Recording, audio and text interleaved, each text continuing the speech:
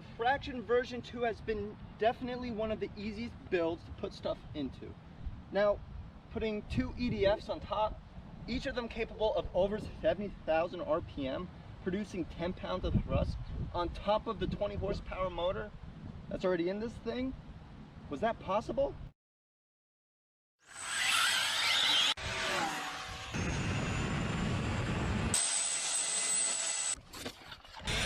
Whoa!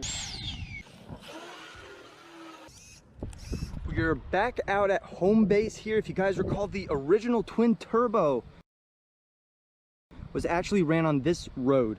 Now, the difference between that day and today is that we're running it on an Infraction. Now, no, I did not just slap it on here just to see what it can do top speed, because I do not actually want it to really be a top speed project. The purpose behind these will be to achieve 100 miles an hour in the quickest time possible.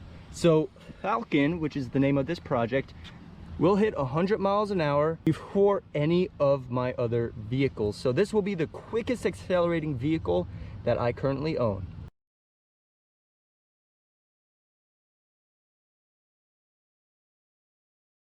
All right, so as you guys can see, there are 2 of the same exact EDFs, and keep in mind these beautiful thrust tubes were actually made by Newhouse, and he actually has YouTube, so be sure to follow him at RcPhysics and contact him if you have any questions regarding anything RC. It's a really nice guy. So regarding the mounting and everything of these 2 guys, it's actually on a metal bracket and bolted through the EDF thrust tube, as well as held together to be sure that they really have the same amount of torque going forward.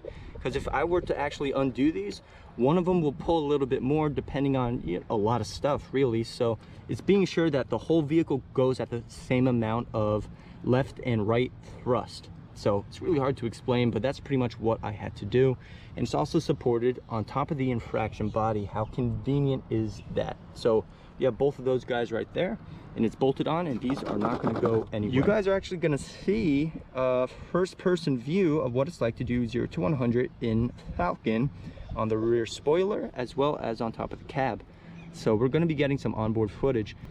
Just come off easily like that. Now all you got to do is be careful, because the wires for the EDFs don't exactly reach as far. All right, now that the sun is out, as you guys can see, we have a 2028 Castle 1100 kV alongside what the 2 EDFs are actually attached to. As you guys can see up there, they are all routed down here to the Mamba X ESCs in parallel.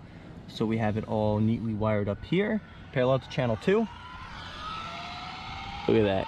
Now regarding the main power, what we will be using, we're going to be using the ChinaHobbyLine 4-cell batteries. They are the 70C 6000 milliamp G+ series in series. So we are going to be running this on 8S total, and both the EDFs are going to be running on 5-cell mini stars, also from ChinaHobbyLine, as you guys can see, 120C, and it's going to have a lot of punch, a lot of RPM as well. So we're going to see what they top out at, and we're going to get some runs in.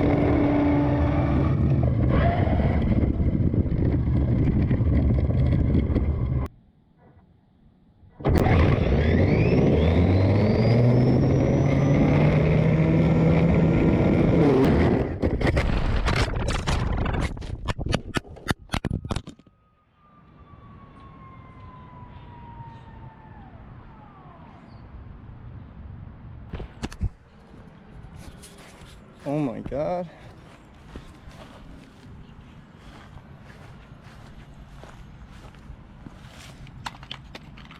Well, I was gonna do an EDF demo, but damn, that one's kind of off balance. Well, it's not happening today. Damn, that is not good. Well, bracket bent. It's like these little thing, the splitter attachments bent. Everything here still dries, which is a good thing. Remote. Yeah. Damn these GRPs. They are not the same what they used to be. The whole belt ripped. All right, guys. Well, all good things must come to an end. At least the very, very nice 6,000 milliamp battery stayed in. Actually, the metal bracket I put there forced it to stay in, so that's a good thing. As for the other guys in the back, they were ejected. Thankfully, they actually landed in the grass. So not too much damage done to those batteries either. I got to check the cells. A little bit of bend on this carbon skid plate, which isn't that bad. I could just probably rebend it. But again, guys, GRP strikes again. Inside rim of the tire, and it just blew, which is really, really unfortunate. What is the biggest hit that I'm going to take are going to be the thrust tubes, because you cannot buy these anywhere. They were made specifically for a project, so I need to pray I can get these back in working condition. The EDFs, well, this EDF is gone. That got ejected out. It's in the car. The carbon mounting bracket for the EDFs actually stayed on there, which is a good thing. But yeah, this is gone. All the wires yanked out, but it's still getting it. I'm still really happy about it, and we're definitely going to have something like this in the future. All right, so if you guys could see my mouse, I'm going to prove the times of what I stated earlier. So if you can see my mouse, we're here at 0 miles an hour. You see the time of the video is also right here at 0 miles an hour. So I'm still in the middle of editing of this, but it is still so much easier to figure these times out this way. All right, so we are going to hit 60 and then 100, and then I'm going to stop it each time. Here we go. Ooh, went a little bit past. All right, so we're at exactly 60. And I was actually using these little next frame buttons, so it goes frame by frame. So we are going to be pretty accurate on this one. 0 to 60 in exactly 2.2 seconds. Not sure if you guys could see that, but that's really quick.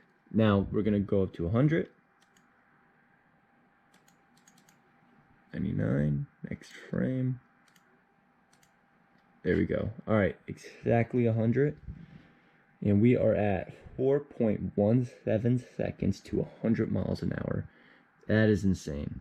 Now, if you haven't done so already, guys, be sure to follow Innovation RC on Instagram. I'm going to have a link in the description if you do want to support me for these projects, because during this COVID coronavirus and everything, it is very, very hard to get these things, as well as all these projects, up and moving again, even if there is a mishap as we've seen today. I sure hope you guys enjoyed regardless of the crash, and definitely be safe out there, and be sure to subscribe for more.